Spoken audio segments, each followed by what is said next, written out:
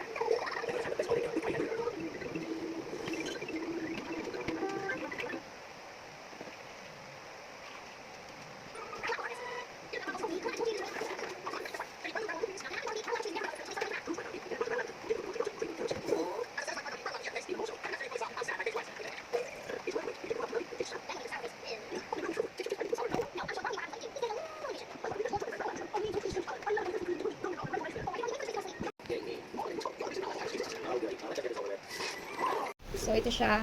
May switch siya for hot. Ito yung switch niyan. Pwede mo siyang i-off. Pwede mo rin siya i-on. Tapos yung switch ng para sa cold water. Ito. Nasa likod. Ayan.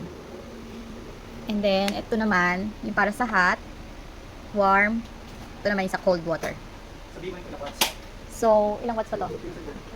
Bali, ilang watts siya? Ito. Wattage niya is 500 watts and 200 volts. Okay. Ayan siya. And then ito pala, parang maliit lang na compartment. Siguro ilagyan na ng baso. Akala ko malaki yung ano sa loob, hindi naman pala. Ayan. So maganda siya, may cover kasi hindi siya maanuhan ng ipis or what. Kaya maganda, nakakatuwa. And that's it.